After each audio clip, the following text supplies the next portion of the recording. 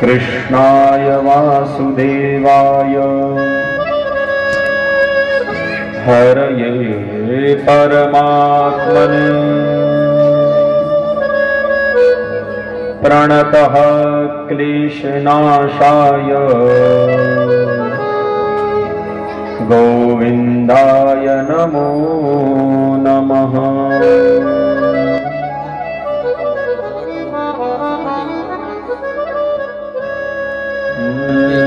वागर्थाविव सम्प्रेक्तो वागर्थ प्रति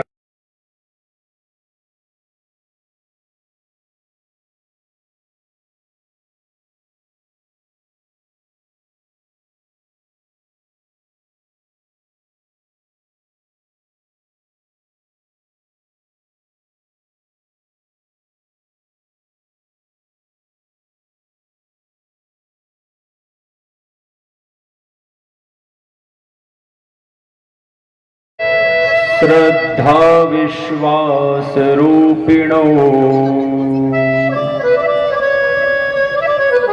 याभ्यां विना न पश्यन्ति सिद्धा स्वान्तस्थमीश्वरम्।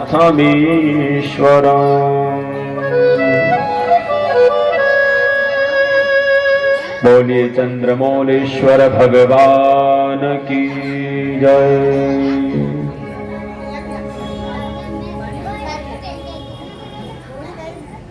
बोले शिव शंकर भोलेनाथ की जय।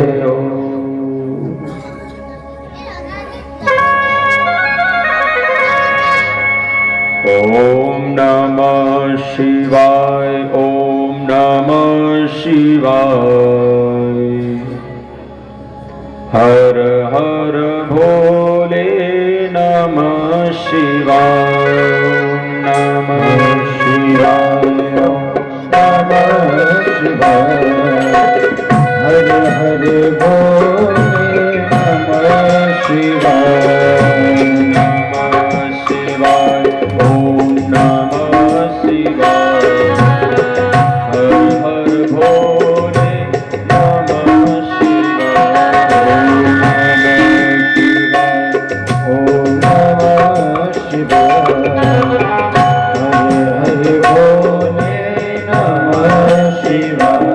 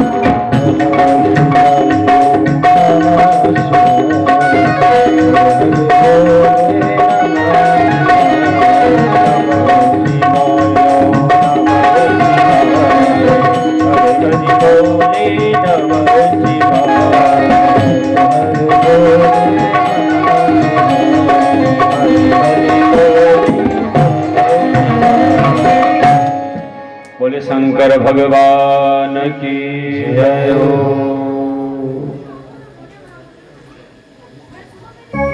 तो आइए पंचदिवसात्मक शिव कथा में द्वितीय दिवस की कथा प्रारंभ करते हैं।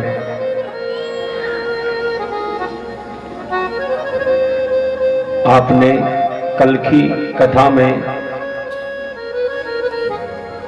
भगवान ब्रह्मा और विष्णु के मध्य में अग्नि स्वरूप पिंड का वर्णन सुना। उसके बाद तीर्थ नदियों का वर्णन सुना। पार्थिव शिवलिंग का पूजन आपने श्रवण किया। भगवान का प्रसाद ग्रहण कर सकते हैं, इसका भी आपने श्रवण किया।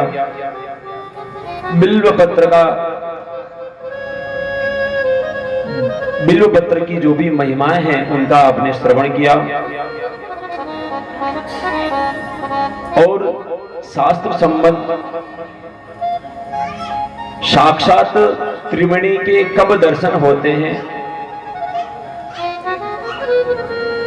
साक्षात त्रिवेणी के जब दर्शन होते हैं,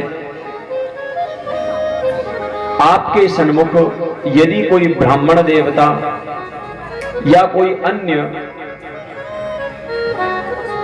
जिन्होंने मस्तिष्क पर त्रिपुंड लगा रखा हो, गले में रुद्राक्ष की माला हो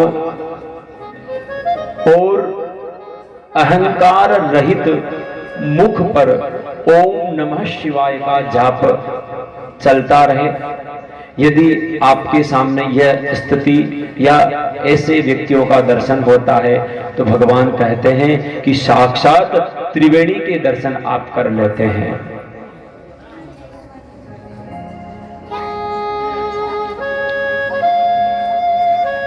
आगे के दृष्टांत में बताते हैं कि रुद्राक्ष की महिमा क्या है। रुद्राक्ष को शिव पुराण के अनुसार शिव जी के आंसू की जो बूंदें नीचे गिरी उनके द्वारा रुद्राक्ष की उत्पत्ति का वर्णन बताया गया है।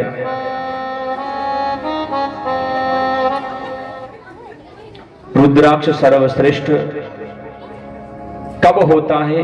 जब उस रुद्राक्ष में कीड़े नहीं लगे हो, वो रुद्राक्ष टूटा फूटा नहीं हो।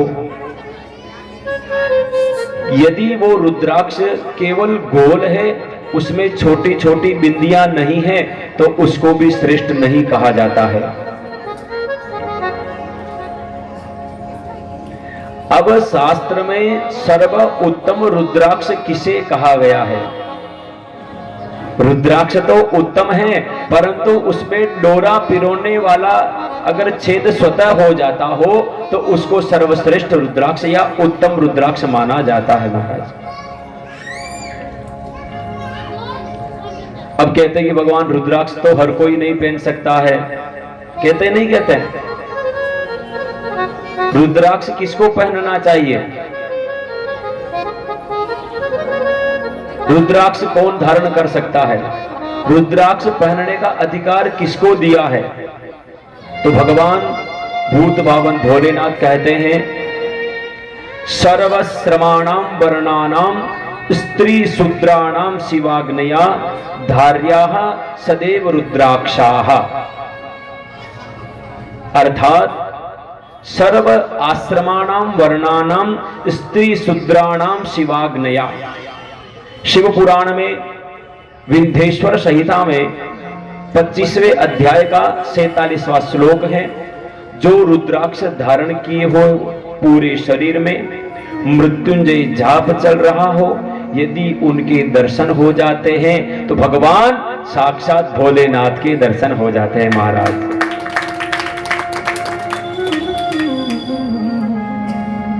रुद्राक्ष को कोई भी धारण कर सकता है, चाहे वो स्त्री हो, चाहे वो चारों वर्णों में से कोई भी हो, रुद्राक्ष धारण कर सकता है। शिव पुराण में रुद्राक्ष की जो भिन्नता है, रुद्राक्ष जी के जो प्रकार हैं वो 14 प्रकार के रुद्राक्ष हैं। कितने प्रकार के? 14 प्रकार के। जैसे अपन कहते हैं एक मुखी रुद्राक्ष, दो मुखी रुद्राक्ष, है ना, इस तरीके से 14 मुखी रुद्राक्ष तक इसमें वर्णन आता है। और श्रेष्ठों में रुद्राक्ष, जब एक ही रुद्राक्ष में दो रुद्राक्ष सम्मिलित हो जाते हैं तो उनको अपन गौरी शंकर रुद्राक्ष अपन कहते हैं।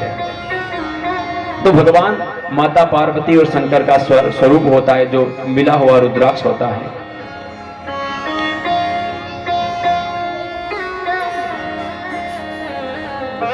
अब विंध्येश्वर संहिता के बाद में रुद्र संहिता का प्रथम खंड प्रारंभ होता है।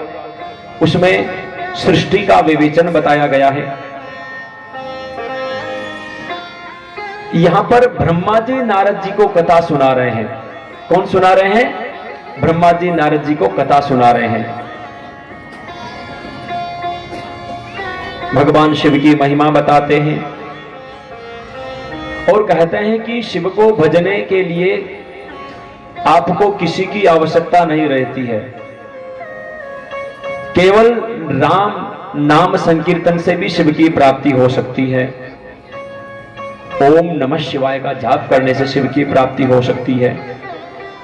जैसे आपको बताया गया कि मंत्र जाप से शिव की प्राप्ति हो सकती है, यज्ञ करने से शिव की प्राप्ति हो सकती है, और तप करने से शिव की प्राप्ति हो सकती है। और एक उपाय आपको बतलाया गया कि ऐसे कोई श्रेष्ठ व्यक्ति हो, ऐसे ब्राह्मण देवता हो जो आपके लिए पूज्य है, योग्य है, उनका आप पूजन करने से भी शिव की प्राप्ति कर सकते हैं। संत शिरोमणि नारद जी को ब्रह्मा जी ने उपदेश दिया कि अब आपको और श्रेष्ठ जानकारी प्राप्त करनी है तो आप शिव जी का तप करिए। भगवान नारद जी कौन है? हा? नारद जी संत शिरोमणि है। नारद, जिनकी बात को कोई भी रद्द ना कर सके वो है नारद। चाहे कोई भी हो महाराज, चाहे वो देवता हो चाहे वो देवी हो, उनकी बात को किसने टाला? क्या कोई नहीं टाल सकता।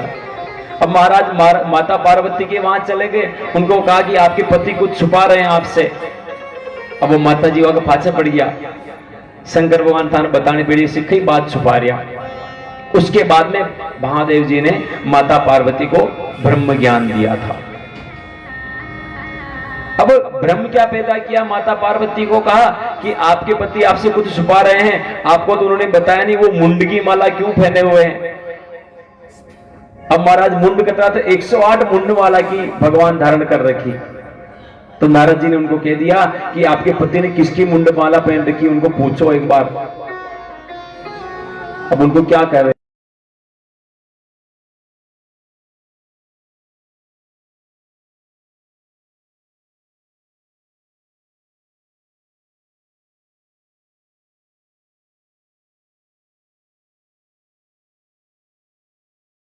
आप सत्यनारायण भगवान की कथा सुनते हैं तो उनका कारण कौन बना? नारद जी बने।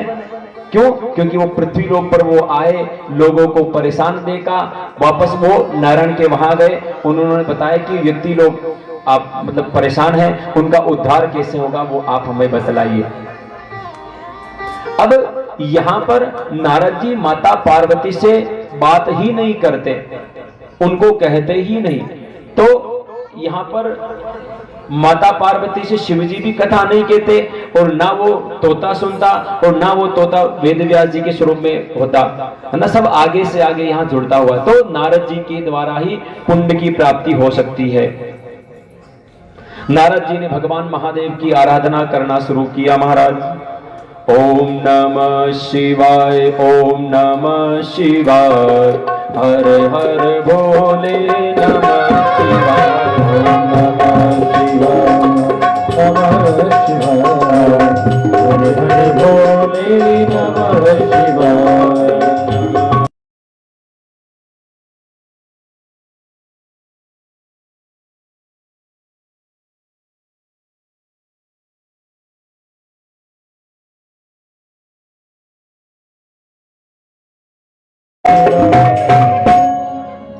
अविरल भक्ति, लगातार महादेव की आराधना चल रही है महाराज। इंद्र की गद्दी डगमगाने लगी। महाराज कौन तपस्या कर रहा है? तो देखा नारद जी तपस्या कर रहे हैं। फिर नारद जी को परेशान करने के लिए इंद्रदेव ने कामदेव को भेजा, परंतु कामदेव से भी बात नहीं बनी। क्यों? क्योंकि वहां पर शिव भक्ति हो रही है। तो शिव जी के आगे तो कोई नहीं टिक पाता महाराज। शिव भक्ति अविरल चलती रही। सब अपना अपना प्रयास करके वापस चले गए और फिर नारद जी प्रसन्न हो गए। नारद जी प्रसन्न होकर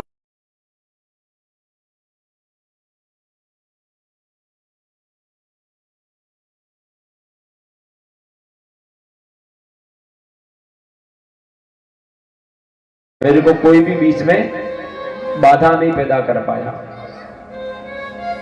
और वास्तविक कारण क्या था? वास्तविक कारण महादेव की माया से वो परेशान नहीं हुए। अब नारद जी को जाग गया अहंकार। क्या जागा?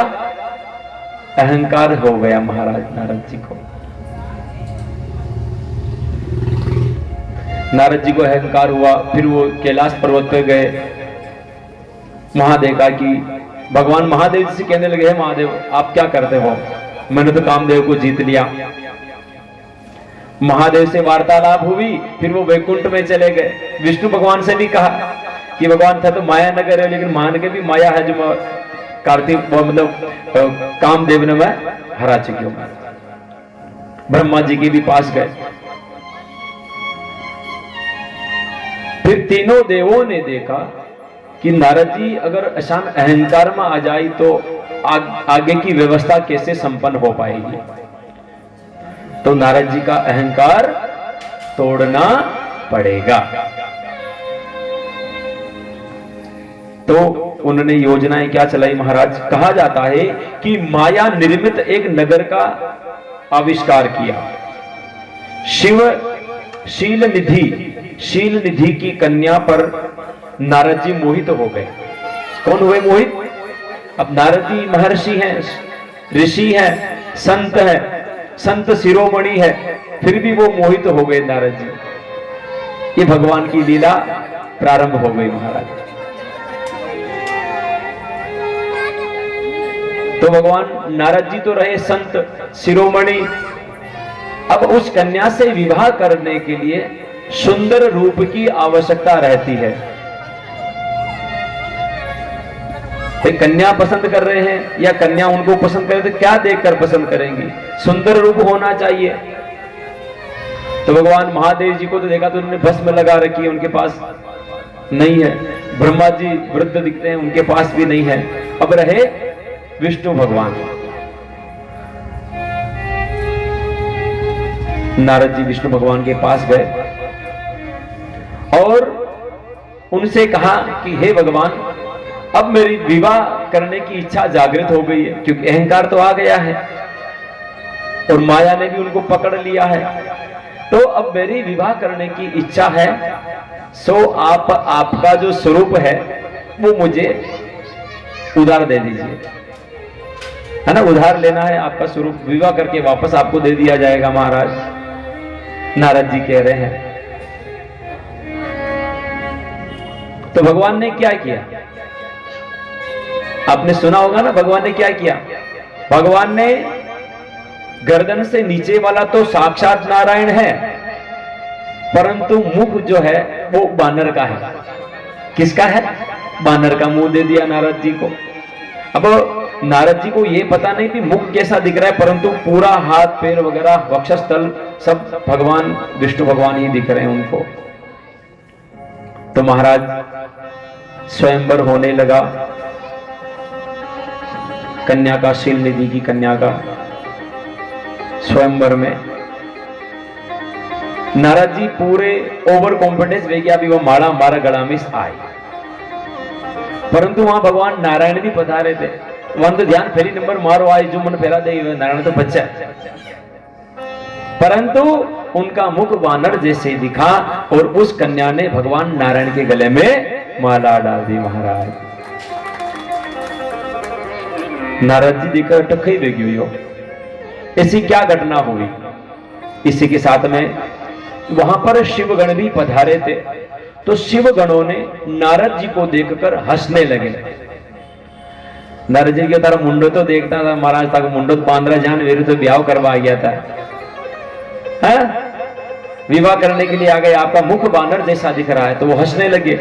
तो नारद जी वो मुंडो तो बचे देखियो, फिर दोनी श्राप दे देते मना से जाओ, आज से आप शिवगण नहीं, अगला इस जोनी से निकलते ही आपको ब्रह्म नाड़ी से ब्राह्मण के द्वारा आपको राक्षस प्रवृत्ति पैदा होगी और आप राक्षस बनेंगे। आप शिवगणों को, दोनों शिवगणों को शाप दे दिया महाराज। नारद जी प्रकोप करवो शुरू कर दी। दो उठी माला नारायण जी फिरने आई और अट्टी ने प्रकोप करवो शुरू। पहलो नंबर की को आयो, दो ही शिवगणा को, दो यानी साफ दे दी। दो ब्राह्मण योनि से उत्पन्न होंगे, परंतु आपका जो स्वभाव रहेगा कैसा रहेगा, राक्षस प्रवृत्ति वाला राक्षस ही रहेंगे आप। उसके बाद में कहां गए नारद जी, उदार की मूल्य पाई क्या सकल विष्णु भगवान से लेने गए। तो विष्णु भगवान के पास गए। वो विष्णु भगवान के पास जाकर भला बुरा कहा भगवान नारायण को। उन्होंने कहा कि आपने मेरे साथ छल किया है, मैं ये चाह रहा था कि मेरे को सुंदर पत्नी प्राप्त होगी और आपने मुझे उससे वंचित रख दिया। तो मैं आपको शाप देता हूं कि आप भी स्त्री के वियोग में वंचित रहेंगे। महाराज आपने मुझे वानर का रूप दिया, आपको भी जब आवश्यकता पड़ेगी तो वानर ही आपके बीच में आपका सहयोग करने के लिए आएंगे। महाराज दो शाप दे दिए।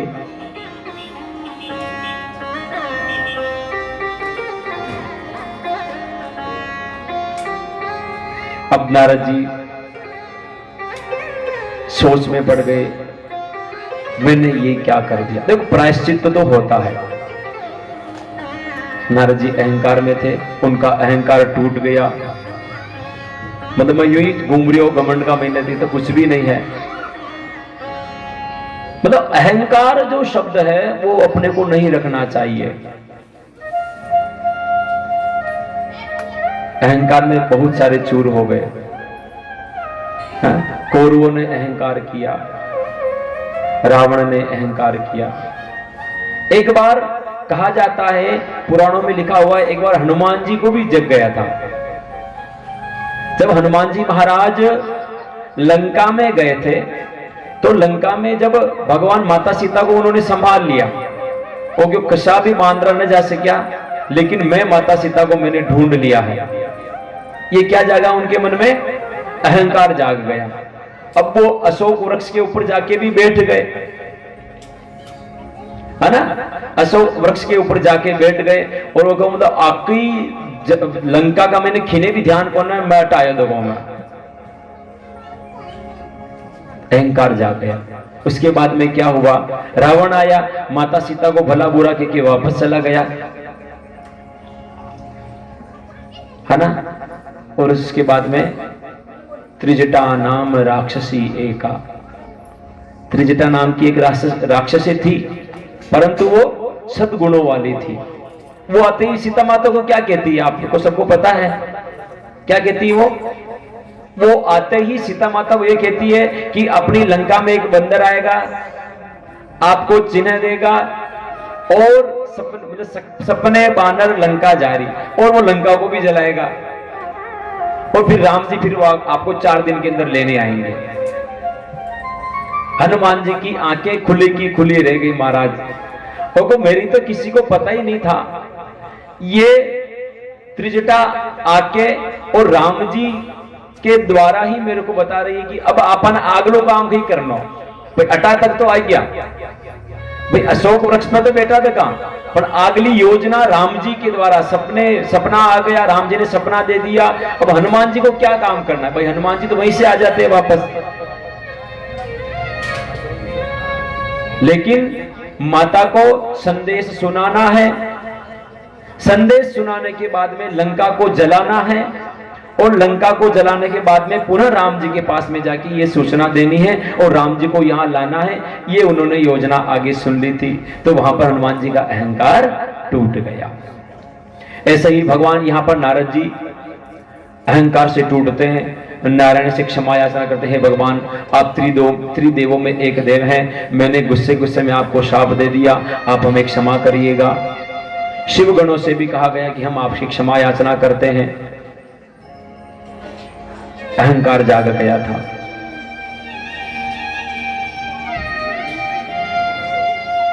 यहां पर अहंकार के प्रायश्चित के लिए भगवान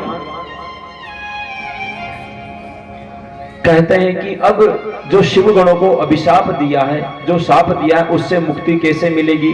तो कहा कि शिव के अभिशाप को मुक्त करने के लिए नारायण को जो अवतार आपने दिया है स्त्री वियोग के लिए, उसी अवतार में इन दोनों का उद्धार भी हो जाएगा। तो स्त्री के वियोग में कौन आए थे? भगवान राजा राम। हाँ, उन्होंने 14 वर्ष का वनवास हुआ था, फिर स्त्री से वियोग हुआ, फिर वो प्रलाप करने लगे। और उधर जो शिव के जो 2 गण हैं, विश्रवा के पुत्र, ऋषि विश्रवा के पुत्र, पहला रावण और दूसरा कुंभकर्ण, तो उनको ऋषि के पुत्र हुए ना, ब्राह्मण था ऋषि, है ना, ऋषि के पुत्र से उत्पन्न हुए और राक्षस प्रवृत्ति थी, और दोनों का उद्धार हुआ राम जी के द्वारा।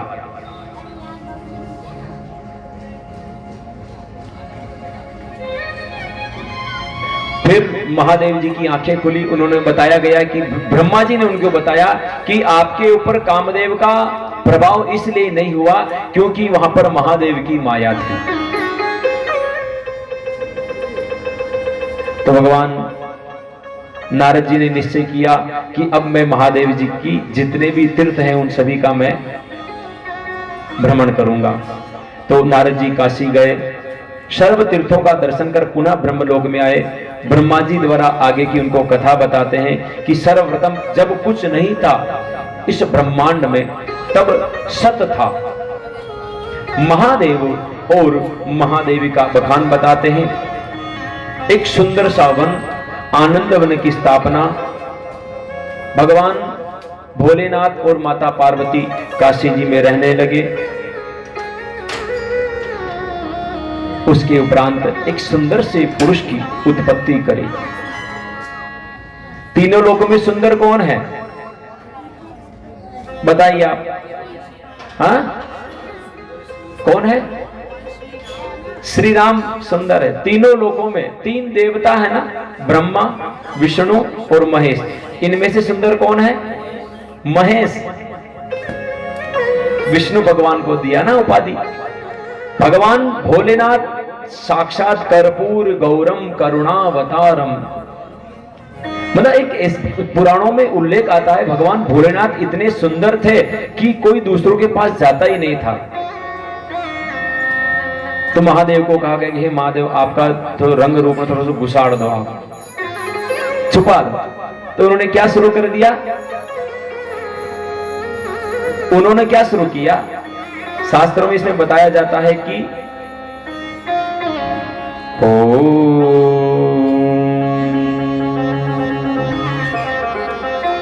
एक शिव स्तुति आती है, ओम अंगे भस्म श्मशान निचोली, अंगे भस्म श्मशान निचोली, ओ संगे राखो सदा भूत टोली, ओ संगे राखो सदा भूत टोली, भाले तिलक करो कंठे विष धर्यो, भाले तिलक करो विष धर्यो, अमृत आपो दया करी शिवदा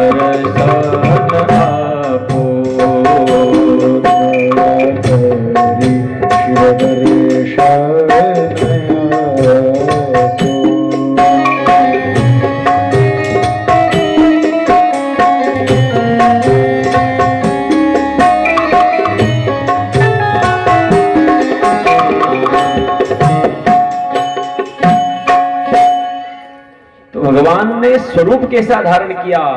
अंगे भस्म स्मशान निचोली, जो पंजो चोला चोला जो पहनते हैं, भगवान ने स्मशान की चोली धारण की।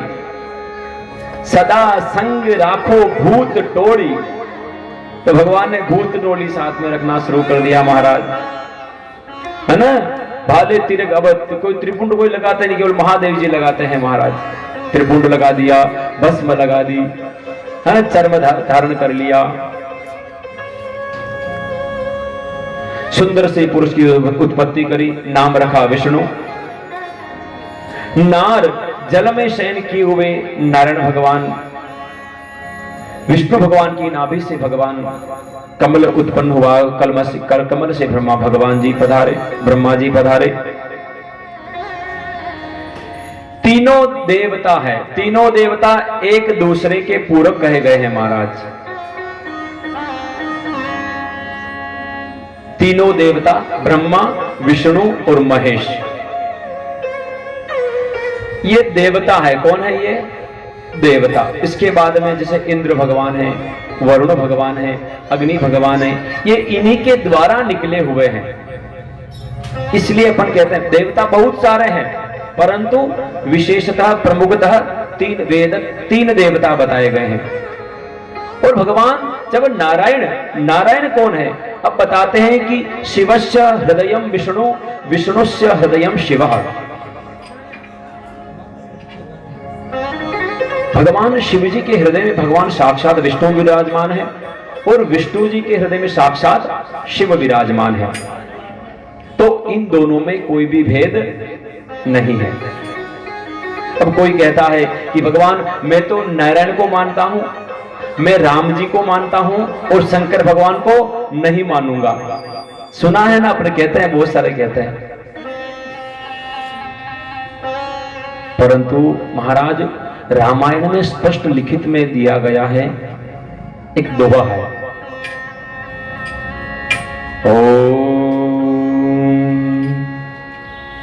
शिवद्रोही मम भगत कहावा, शिवद्रोही मम भगत कहावा, शिवद्रोही मम भगत कहावा, शिवद्रोही मम भगत कहावा, सोनर तेहि सपने हो नहीं पावा, सोनर तेहि सपने हो नहीं पावा, शिवद्रोही मम भक्त कहावा।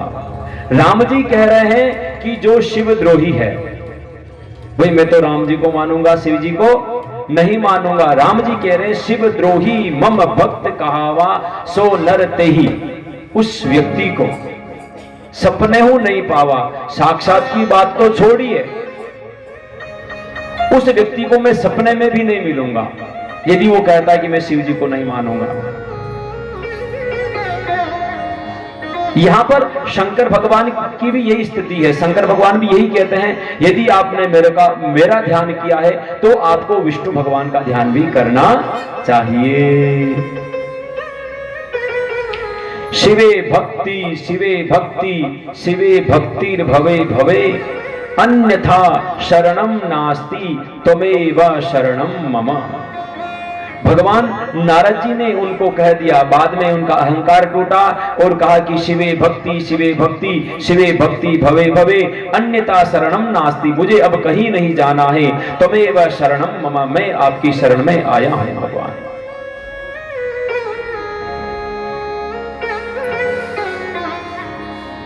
यहां पर विष्णु भगवान का पूजन प्रारंभ होता है। नारद जी ने भी कह दिया, ब्रह्मा विष्णु द्वारा विश्वकर्मा जी को बुलाया गया। उसके बाद महाराज विश्वकर्मा जी को बुलाया कि एक बार पृथ्वी को जागृत करने के लिए, ब्रह्मांड को जागृत करने के लिए शिव का अर्चन अपने को करना चाहिए महाराज।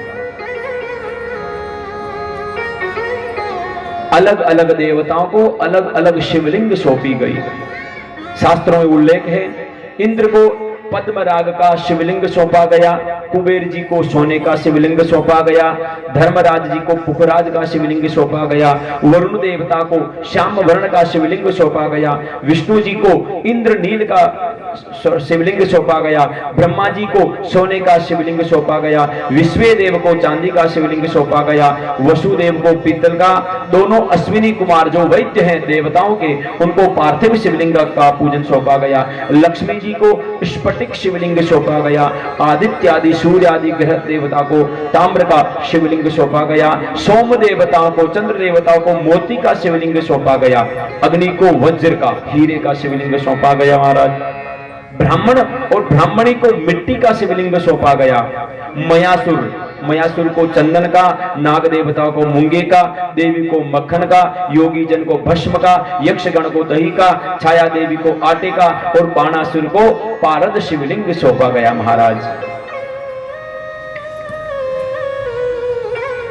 सबको अलग अलग शिवलिंग सौंपा गया। विशेष रूप से पुनः शिवजी बताते हैं कि सतयुग में मणि का जो शिवलिंग होता है उनका प्रभाव अधिक रहेगा, त्रेता युग जब लग जाएगा तब सोने का शिवलिंग महत्वपूर्ण रहेगा, जब द्वापर लगेगा तब पारद शिवलिंग की महत्वता रहेगी, और जब कलयुग आ जाएगा जब पार्थिवेश्वर शिवलिंग की शोभा रहेगी महाराज। बोलो पार्थिवेश्वर भगवान की जय हो। करते नहीं करते हैं श्रावण में पार्थिव शिवलिंग का पूजन, मिट्टी का शिवलिंग बनाना, अभिषेक करना, पुनः उनको मिट्टी बना देना, वापस शिवलिंग निर्माण करना। तो कलयुग में पार्थिव शिवलिंग की महिमा का बखान आया है। भगवान का स्वरूप बताया गया है कि कर्पूर गौरम दिव्यांगम चंद्रमौली कपर्दिनम व्याघ्र चर्म उत्तरीयम च गज चरमांब शुभम। भगवान चंद्रमौली भगवान कैलाश शिखरस्तंचम पार्वती पतिमुत्तमम यथोक्तम रूपणम शंभु निर्गुणम गुण रूपणम। भगवान उनका कोई रूप नहीं है महादेव का। महादेव साकार भी है, महादेव निराकार भी है। सबने भगवान ने अलग अलग भगवान को शिवलिंग सौंपा गया, सबने भगवान का पूजन किया। शिवलिंग सौंपने के बाद में बताया गया है कि शिवलिंग के ऊपर क्या चढ़ावे। शिवलिंग सौंप दिया, अब भगवान को क्या चढ़ाना है, तो सबसे पहले पुष्प का नाम आया है, वो है कमल पुष्प, है ना। भगवान भोलेनाथ को क्या प्रिय है? कमल पुष्प, बिल्व पत्र, शतपत्र, शंख पुष्प विशेष है। कौन कौन सा? एक तो कमल पुष्प, दूसरा बिल्व पत्र, शतपत्र, शमी पत्र और शंख पुष्प, ये विशेष है। इसके अलावा बताया गया जो संख्या आपको बताई जाती है 1 लाख की संख्या में इन पुष्पों से भगवान शिव का पूजन करें तो सारे पाप नष्ट हो जाते हैं महाराज। कितने? 1 लाख। अब जो अब संख्या न बना 1.25 लाख वेणो छावे, तो 1.25 लाख में यदि 1 लाख में कोई त्रुटि रह गई हो तो उनका भरपाई उसमें हो जाता है। भगवान जो कहीं काम नहीं आता वो महादेव जी के काम में आता है महाराज। धतुरक्षा भगवान के चढ़ा, धतुरा भगवान महादेव जी को चढ़ा दो, है ना। धतुरा चढ़ा दो, आकड़ा का फूल बने मोल भाव का मिल जाओ, धतुरा बने मोल भाव का, बिल पत्र बने मोल भाव का मिल जाओ आपको। जो कहीं नहीं चढ़ता वो भगवान महादेव जी को चढ़ता है। तो महाराज से नोट फाट रहे हो तो वो भी महादेव जी का आरती का महीना है, चढ़ जाए। महादेव जी को सब स्वीकार है, देखा नहीं देखा। तो यहां पर महामृत्युंजय मंत्र की महिमा बताई गई है कि यदि महामृत्युंजय मंत्र का जाप करते हैं अपन, यदि 1,00,000 महामृत्युंजय मंत्र का जाप हो जाता है तो शरीर की शुद्धि हो जाती है। 2,00,000 महामृत्युंजय मंत्र जब हो जाते हैं तो पुनर्जन्म, जो पिछले जन्म में क्या आप थे क्या नहीं थे, उसकी याददाश्त जागृत हो जाती है। 3,00,000 में संपूर्ण काम्य वस्तु की प्राप्ति हो जाती है। 4,00,000 में भगवान शंकर भगवान स्वप्न में दर्शन देने लग जाते हैं। महामृत्युंजय मंत्र, महामृत्युंजय मंत्र जब 4,00,000 की संख्या में पूर्ण हो जाते हैं तब भगवान स्वप्न में दर्शन देने लग जाते हैं। देखा ना, बहुत सारे ऐसे मिल जाएंगे आपको जो अविरल शिव की भक्ति करता है, उनको भगवान स्वरूप कहीं कहीं उनको प्रतीक चिन्ह दिखने लग जाते हैं। आज तो बिलपत्र का दर्शन हुआ, सपना का महीना है, देखा नहीं देखा आपने? कोई बिलपत्र के दर्शन करते हैं, कोई भगवान नंदीश्वर भगवान सजाए हुए नंदीश्वर भगवान के दर्शन करते हैं। महाराज जब 5,00,000 की संख्या महामृत्युंजय मंत्र की होती है तो साक्षात भगवान दर्शन होते हैं महादेव जी के। जब 10,00,000 संख्या हो जाती है तो साक्षात शिवलोक प्राप्त हो जाता है। महाराज अब आदि शुरू करो महामृत्युंजय मंत्र। 10,00,000 में जाए तो अपन शिवलोक में प्राचार।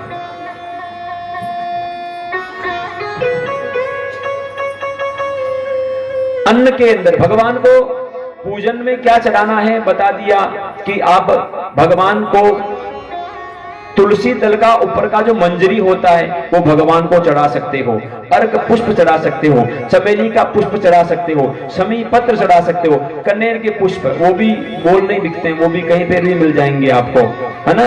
और हार श्रृंगार का पुष्प भी मिल जाएगा, केवड़ा का पुष्प, चंपा का पुष्प, ये भगवान को आप अर्पण कर सकते हो। इसी के साथ में आप भगवान को चावल, तिल, जौ, गेहूं के पकवान और कांगनी और अरहर इत्यादि भगवान को धान्य में अर्पण कर सकते हो।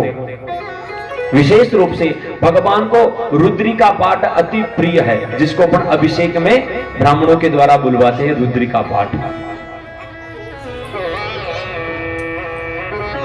भगवान महादेव की शिवलिंग का पूजन आपने सुना, भगवान को क्या अर्पण करना चाहिए ये भी आपने सुना। आगे ब्रह्मा जी नारद जी से कहते हैं कि सृष्टि की रचना कैसे होती है। सृष्टि की रचना में महत्व, सर्ग, सूक्ष्म भूत, जो 5 भूत बताए गए हैं, पंचभूत होते हैं ना, पंचभूत होते हैं पृथ्वी, आकाश, अग्नि, वायु, जल, ऐसे 5 तत्व है। 5 तत्वों का उल्लेख आया गया है। ये 5 तत्व बनाए गए, है ना, वृक्ष आदि बनाए गए। और उसी के साथ में कुमार सर्ग में 4 मानस पुत्र हुए, सनक, सनंदन आदि 4 राजकुमार हुए। मानस पुत्र कैसे थे? वो साक्षात ब्रह्मा जी जैसे ही दिखते थे। वो मानस का मतलब समझते हैं ना आप? मानस मतलब मन से कल्पना करना और साक्षात सामने आ जाना, इसलिए मन को दृढ़ होना अनिवार्य है। भगवान जागी रही भावना जैसी, जो आपके मन में भावना होगी वही आपको प्रभु की मूर्त में आपको दिखेगा। महाराज ये तो भाटो है तो अपन वो भाटो देखिए। तो मानस पुत्र कैसे थे? साक्षात ब्रह्मा जी जैसे दिखते थे। उसके बाद में ब्रह्मा जी ने सृष्टि की बात कही, सृष्टि की बात करी, मानस पुत्र पैदा कर लिए, परंतु अब मानस पुत्र को आगे कैसे बढ़ाया जाए सृष्टि को? तो ब्रह्मा जी चिंतित हो गए। उन्होंने कहा कि अब मैं किसकी आराधना करूं? तो बताया गया कि आप महादेव जी की अविरल भक्ति करिए। तो ब्रह्मा जी ने महादेव जी की आराधना करी और भगवान ब्रह्मा जी को शंकर भगवान ने अर्धनारीश्वर रूप के दर्शन दिए।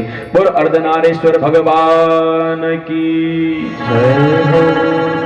अर्धनारीश्वर भगवान के दर्शन दिए और उनको बताया गया, पहले जितने भी पहले पैदा हुए वो केवल मन से हुए।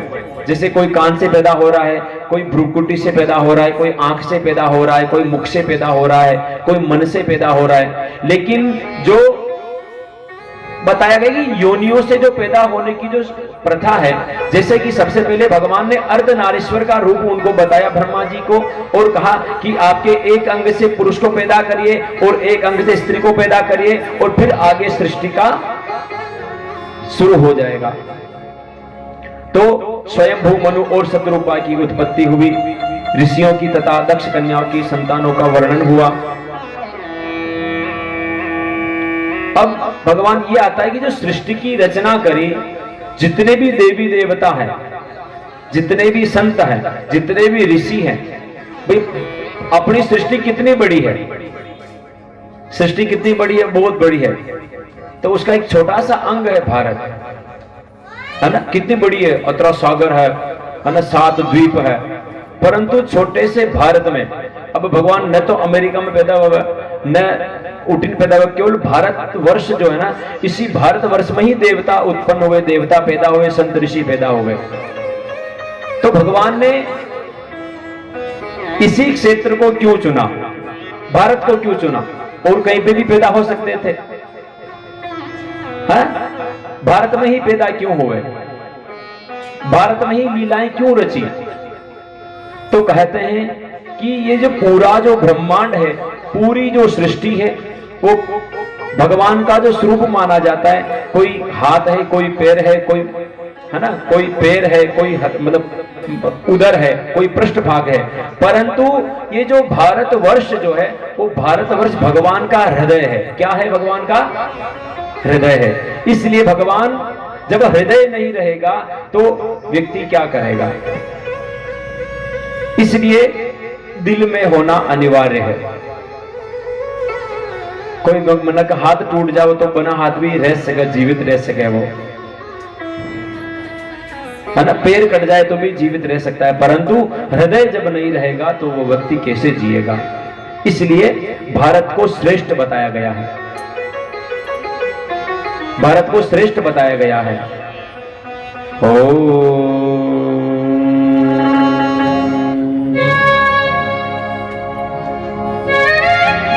जहां डाल डाल पर सोने की चिड़िया करती है बसेरा, वो भारत देश है मेरा, वो भारत देश है मेरा।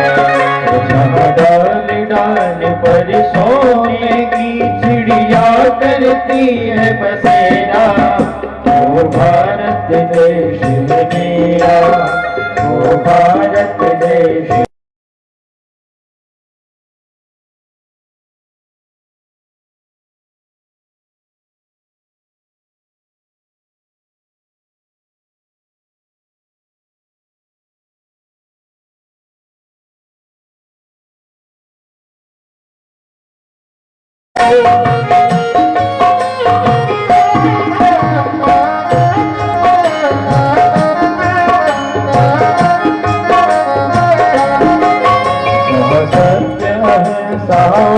धर्म का पग पग लगता तेरा, वो भारत देश है मेरा, वो भारत की महिमा है।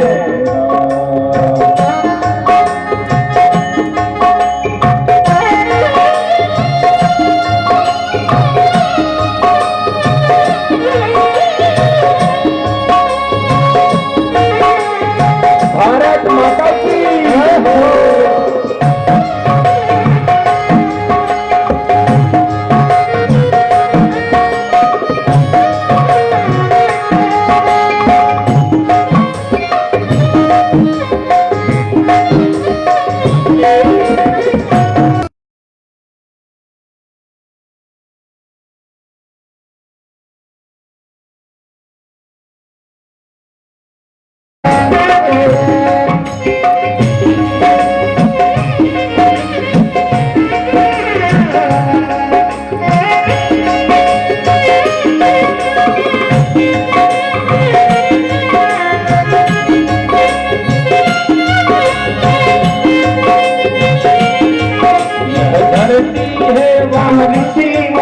जपते हरि नाम की माला, हरिओ हरिओ हरिओ हरिओ।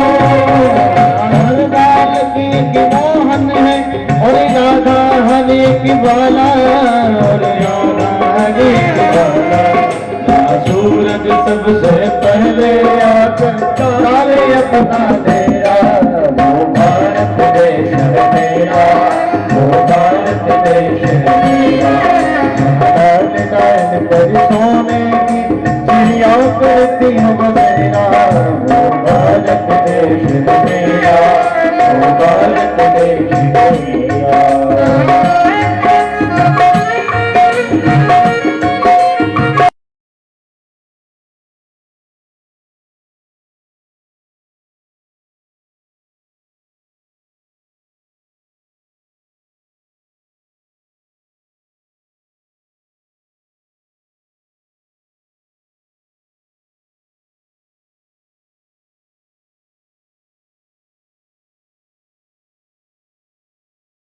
हरि ओम हरि ओम।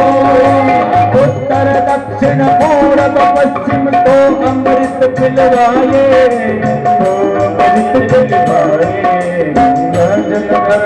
बहुल उगाए केसर कहीं बिखेरा, वो भारत देश मेरा, वो भारत देश मेरा।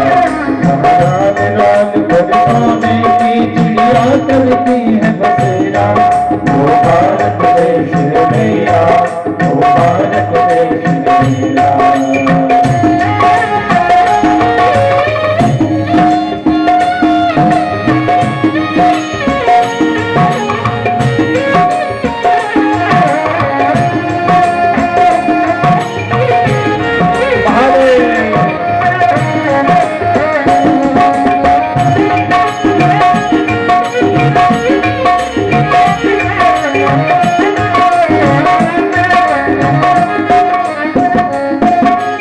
आसमान से बातें करते मंदिर और शिवालय, आसमान से बातें करते मंदिर और शिवालय। हरि ओम हरि ओम हरि ओम हरि ओम। किसी नगर में किसी द्वार पर कोई न डाला ताले, किसी नगर की किसी ताले पे कोई न ताला डाले, कोई न ताला डाले। की बंसी जहाँ बजाता ऐसा सवेरा, वो भारत देश मेरा, वो भारत देश मेरा। लाल लाल सोने की चिड़िया करती है बसेरा, वो भारत देश मेरा, वो भारत देश मेरा।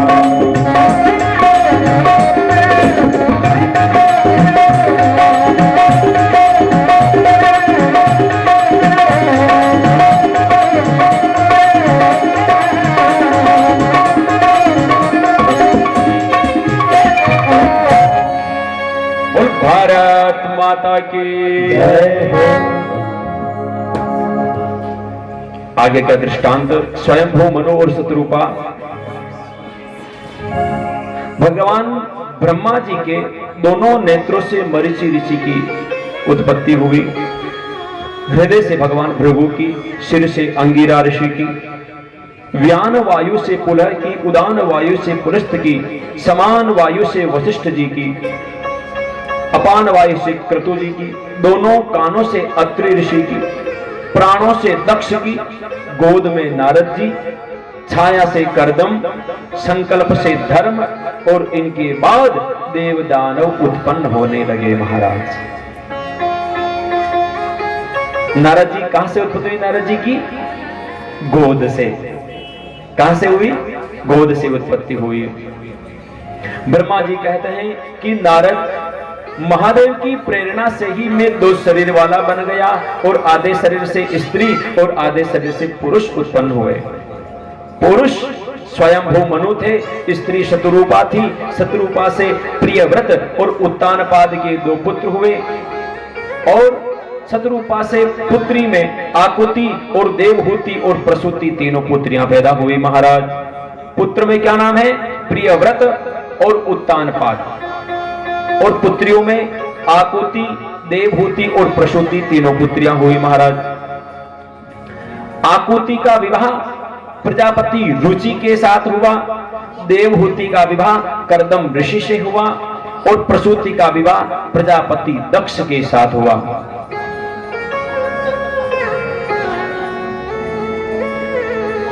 रुचि ऋषि और आकुति के द्वारा यज्ञ और दक्षिणा नाम का जोड़ा उत्पन्न हुआ। यज्ञ और दक्षिणा के 12 पुत्र पैदा हुए। दक्ष की पुत्री सती, जिनसे भगवान भोलेनाथ का विवाह हुआ।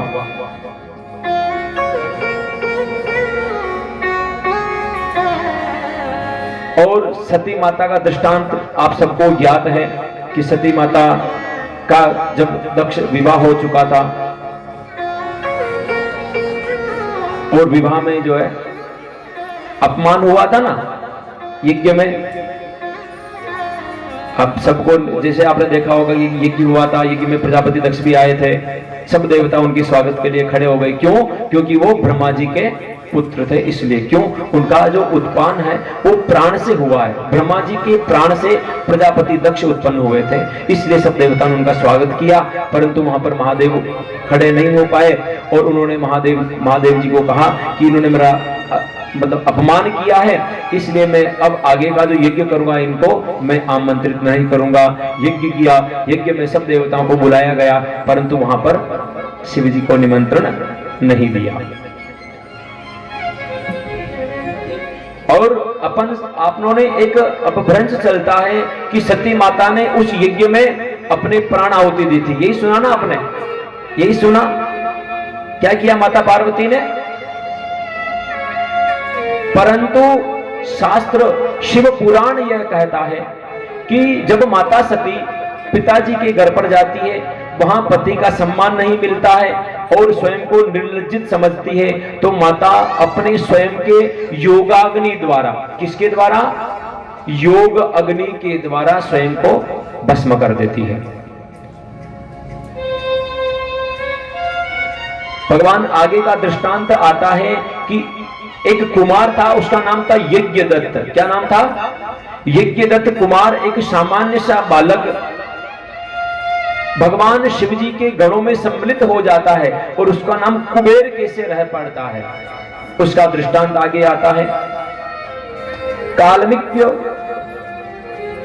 कामपिंद नगर में यज्ञदत्त नामक का एक प्रसिद्ध ब्राह्मण था और उसके पुत्र का नाम था गुण निधि। क्या नाम था? गुण निधि। गुण निधि का अर्थ क्या होता है? गुणों से युक्त। अब नाम उसका गुण निधि है, परंतु कर्म उसके गुण निधि नहीं थे। तो यज्ञदत्त ने, वो ब्राह्मण श्रेष्ठ था यज्ञदत्त, अगर उसका पुत्र अच्छा नहीं था तो उसने अपने पुत्र का त्याग कर दिया। क्या किया? पुत्र का त्याग कर दिया। पुत्र का त्याग कर दिया महाराज। अंत समय जब यज्ञदत्त का वृद्धावस्था चल रही थी, उस वृद्धावस्था में यज्ञदत्त को भूख लगी। भूख लगने में वो एक मंदिर में जाता है जहां पर अंधेरा था उस मंदिर में, और वो मंदिर था शिव जी का। शिव कृपा सुनिएगा, शिव कृपा कैसे होती है उसका दृष्टांत यह है, यज्ञदत्त के ऊपर शिव जी की कृपा कैसे हुई। उस मंदिर में जाता है, उस मंदिर में अंधेरा हो रहा था, तो उसने क्या किया, जो गला में ब्राह्मण, कोई भी ब्राह्मण हो, गला में दुपट्टा रखा हुआ है, तो दुपट्टा लेके माचिस से तिल्ली लगाई और दुपट्टे को ऐसे घुमा के देख रहा, कुछ खाने का तो नहीं है वहां पर। देखो आप भाई, उसका तो भोजन को ढूंढना हो रहा है, पर महादेव जी देख रहा तो मोटो दीपक कोई लगाए हमारे, तो इतना बड़ा दीपक किसने लगाया? ज्यादा मतलब उजाला हो रहा है वहां पर। तो बाहर के लोगों ने देखा कि कोई अंदर है, तो अंदर जाके देखा यज्ञदत्त जो है अंदर घुसा हुआ है।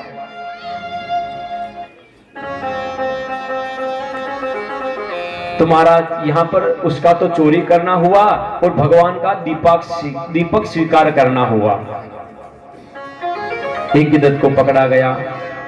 पहले के ऐसे दंड थे, तो उसने मंदिर में चोरी करना स्वीकार कर लिया था, मैं चोरी करने आया था, भोजन क्या, तो तूने चोरी करी मंदिर में, इसलिए तेरे को प्राण दंड दिए जाएंगे। तो महाराज उसको प्राण दंड मिला, और प्राण दंड के बाद में उसको जब यमलोक में ले जाने लगे तो शिव पार्षद वहां आ गए। उन्होंने कहा कि इन्होंने महादेव जी को दीपक किया है, इसलिए इसको आप नहीं ले जा सकते, इसको हम ले जाएंगे। कालांतर में उसको शिवलोक ले गए। कलिंग राज अरिंदम नाम का एक राजा हुआ। उस राजा के पुत्र हुआ वो दम नाम से हुआ। दम, क्या नाम से? दम। जो पहले यज्ञदत्त थे वही अब कलिंग राज के पुत्र के रूप में यहां उत्पन्न हुए। और देखो जो शिवलोक में जाके आ गया ना, तो उसका शिव भक्त, जो शिव प्रेम जो रहता ना जागृत, वो उसका नहीं खत्म हुआ। वो जन्म से ही शिव जी की भक्ति करने लगा। युवा अवस्था हुई तब उसको उनके पिताजी ने राजपाट सौंप दिया, भाई आप ये राजपाट आप संभालिए। राजपाट संभालने के बाद में उसने गांव में नियम लागू कर दिया।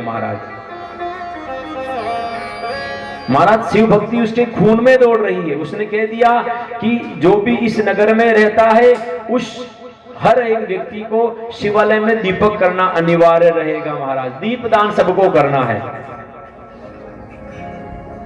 अब महाराज आप तो आया, अपना अंडा और मनका न लाया, सैला न लाया, अगर वे भी कथा सुनी तो वह को पुण्य की न मिली। किसको मिलेगा? जो लाने वाले को। अब तीर्थ यात्रा पे तो चले गए, बस किसने करी? उसने करी। और साथ में कौन गया? वो गए। महाराज बढ़िया दर्शन भी किया। दर्शन तो आपने किया, लेकिन वो दर्शन को लाभ की न मिली,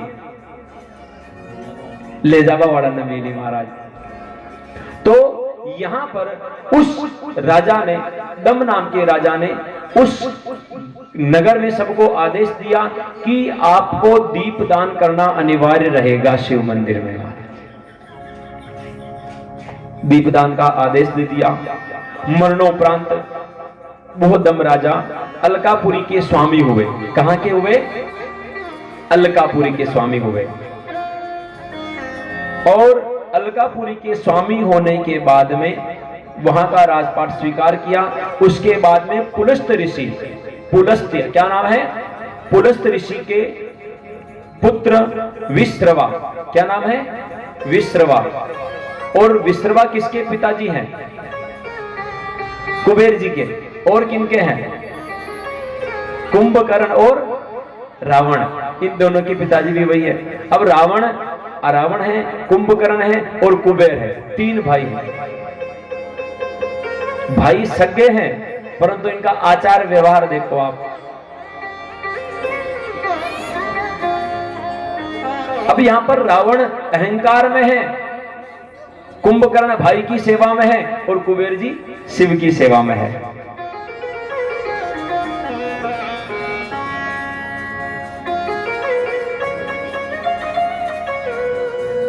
विश्रवा ऋषि के संतान बने कुबेर। उनका नाम वैश्रवण था।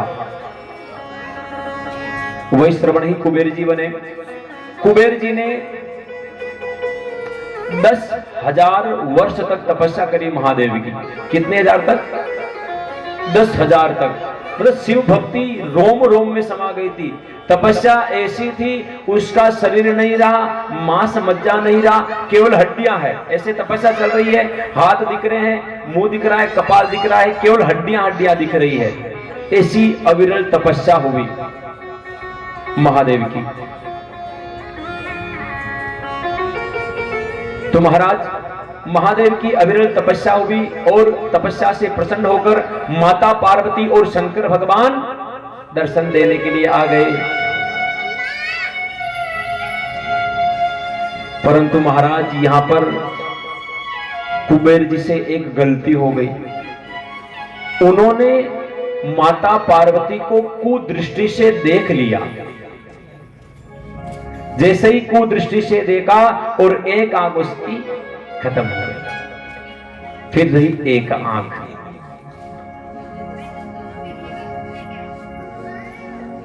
फिर उसने क्षमा याचना करी। प्रायश्चित देखो, यदि आपसे हो जाता है तो उसका पाप आपको आधा फल ही उसका फल मिलता है अपने को। प्रायश्चित सर्वोपरि होता है। प्रायश्चित हो गया। भोलेनाथ ने उनको दिव्य दृष्टि दे दी। दिव्य दृष्टि भी दे दी। उसी के साथ में कहा कि आपने कितने जन्म हो गए कुबेर जी के, सब हर जन्म में वो शिव भक्त बना है। तो कहा कि आज से जब भी जहां पर भी मेरी पूजा होगी तो आपका भी वहां नाम लिया जाएगा। अब क्या हुआ ना, श्रृंगे नमः, भृंगे नमः, कुबेराय नमः। और भगवान अलकापुरी में भगवान कुबेर जी को धन भंडार का अध्यक्ष बना दिया गया और वो कैलाश पर्वत के पास है। आपने सुना होगा दिशाएं कितनी होती है, दिशा आपको पता है क्या? कितनी बाबा दिशा? 10 बाबा, या बता दो जो यहाँ ध्यान है। दिशा कितनी बाबा? 10 दिशाएं होती है। जैसे पूर्व दिशा हो गई है ना, ये अग्नि दिशा हो गई, ये पश्चिम, ये दक्षिण है, ये नैऋत्य दिशा है, ये पश्चिम है, ये वायु है, ये उत्तर है, ये ईशान है, वो ऊर्ध्व है और अधः है, पाताल और अंतरिक्ष। तो भगवान महादेव ने जो 10 दिशाएं होती है, तो उत्तर दिशा का जो दिक्पाल होता है, उत्तर दिशा का जो स्वामित्व सौंपा गया, तो उत्तरे कुबेराय नमः, उत्तर दिशा का अधिपतिवान बना दिया। कैलाश पर्वत में यदि आपको जाना है तो कुबेर जी से आज्ञा लेनी पड़ेगी, ऐसा अधिकार भगवान महादेव ने कुबेर जी को दिया। और अलकापुरी के पास, अलकापुरी के जस्ट ऊपर एक नगर आता है और वो है भगवान महादेव जी का, और उसको अपन कहते हैं कैलाश पर्वत। क्या कहते हैं? कैलाश पर्वत कहते हैं। तो भगवान ने वहां निवास किया, वहां रहने लगे माता पार्वती के साथ। कैलाश पर्वत का वर्णन कैसा है?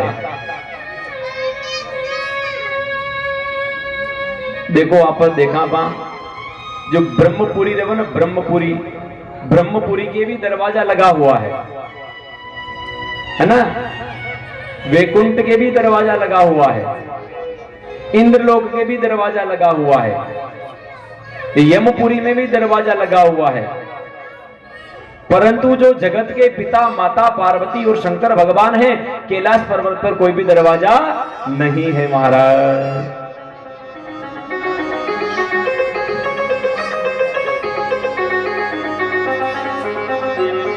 कैलाश पर्वत की महिमा बड़ी सुंदर है। पूरा कैलाश पर्वत स्वर्ण के समान दिखता है।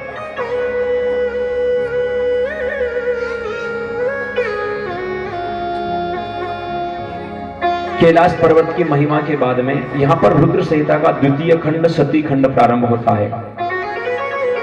कैलाश पर्वत की महिमा क्या है?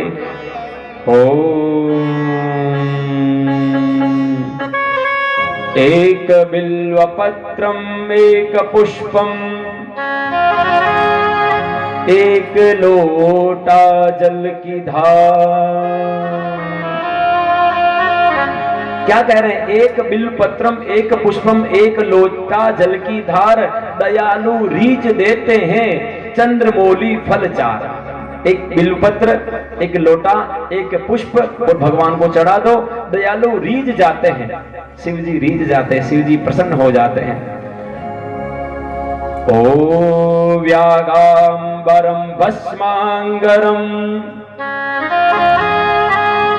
जटा जोटलिबा आसन जमाए बैठे हैं कृपा सिंधु कैलाश। भगवान आसन जमाए हुए कैलाश पर विराजमान है। ओ कैलाश के निवासी नमो बार बार हूँ। आनंद से भगवान का संकीर्तन करते हुए नमो बार बार हो, बार बार हो, आयो शरण तिहार प्रभु धाम।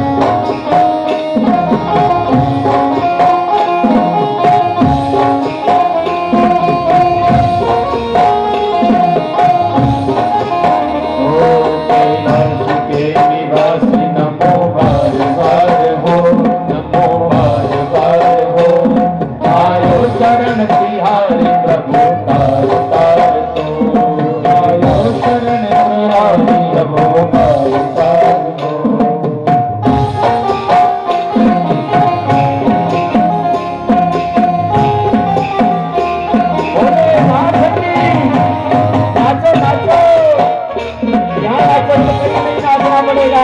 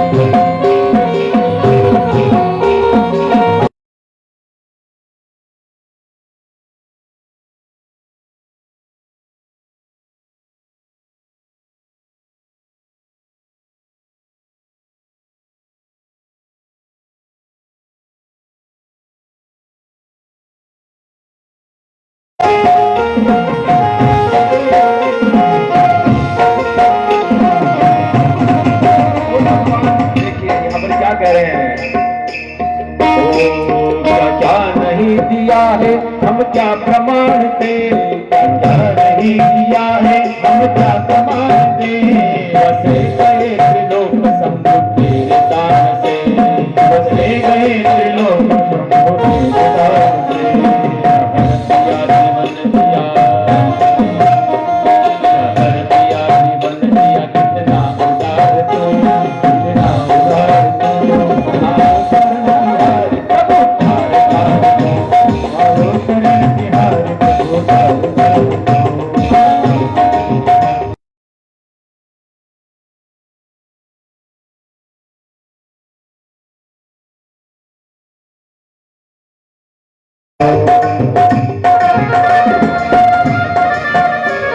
भोलेनाथ की जय हो। हर महादेव। हे महादेव।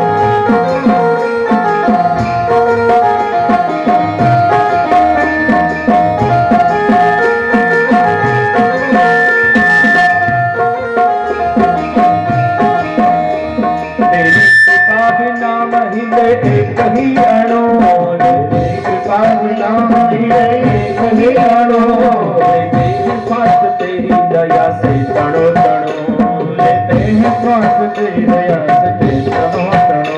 कहे दाद एक बार दो, कहे दाद एक बार मुझको निहार दो, मुझको निहार दो, आयो शरण निहार प्रभु।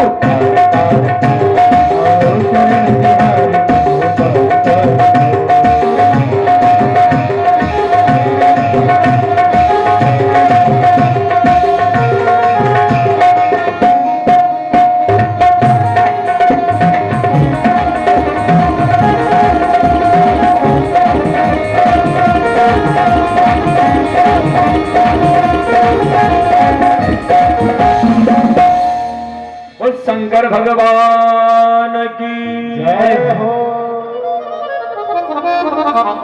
हर हर, जोर से बोलो, हर हर हर हर। बहुत सुंदर। अब आगे का खंड रुद्र संहिता प्रारंभ होती है। द्वितीय खंड सती संहिता है। दक्ष के पसीने से प्रकट हुई कन्या का नाम रति रखा और उस रति को कामदेव जी को विवाह दी गई। आगे का दृष्टांत आता है, ब्रह्मपुत्री छाया का तप करने जाना। छाया एक ऐसी तपस्विनी थी, उसने भगवान की, महादेव भोलेनाथ की शक्ति को पहचान लिया था और भगवान की भक्ति करने के लिए वन को जाने लगी। वशिष्ठ जी द्वारा उनको मंत्र ज्ञान दिया गया, मंत्र दीक्षा दी गई। मंत्र दीक्षा में वशिष्ठ जी ने छाया को मंत्र कौन सा दिया था उसका आप श्रवण करेंगे। उसको मंत्र दिया था ओम नमः शंकराय ओम। कौन सा मंत्र दिया था? ओम नमः शंकराय ओम। ये मंत्र वशिष्ठ जी ने छाया को दिया। छाया ने इस मंत्र को लगातार जाप किया। भगवान भोलेनाथ प्रसन्न हुए। प्रसन्न होने के बाद में छाया ने भगवान से वर मांगा। वर में छाया ने यह मांगा था कि हे भोलेनाथ, कोई भी व्यक्ति मुझे काम रूप से देखे तो वो नपुंसक हो जाए, ऐसा आशीर्वाद मांग लिया महाराज। कोई भी मेरे को गलत दृष्टि से नहीं देखे। भगवान महादेव ने तथास्तु आशीर्वाद दिया। संध्या ने मेधातिथि की यज्ञ में गई और मेधातिथि की यज्ञ में वहीं पर आत्माहुति दी। कालांतर में वही अरुंधति का रूप धारण किया और वशिष्ठ जी से विवाह हो गया। सब व्यवस्थाएं होने के बाद में ब्रह्मा जी चिंतित हुए कि सबने विवाह कर लिया, परंतु महादेवी जी का विवाह अभी तक नहीं हुआ है।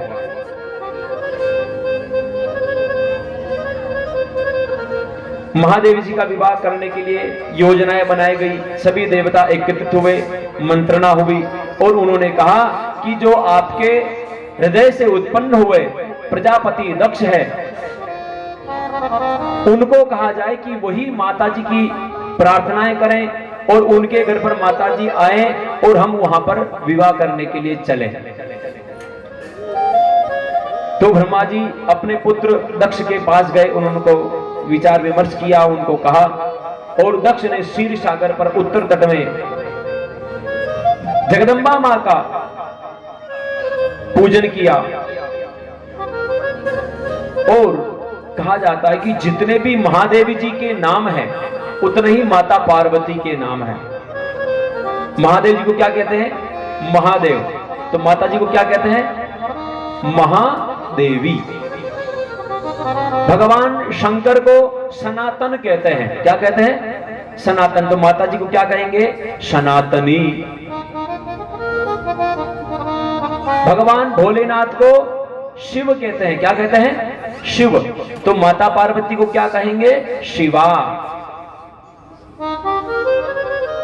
तो भगवान प्रजापति दक्ष बड़ी भक्ति और भावना से माता जी का आवाहन करता है।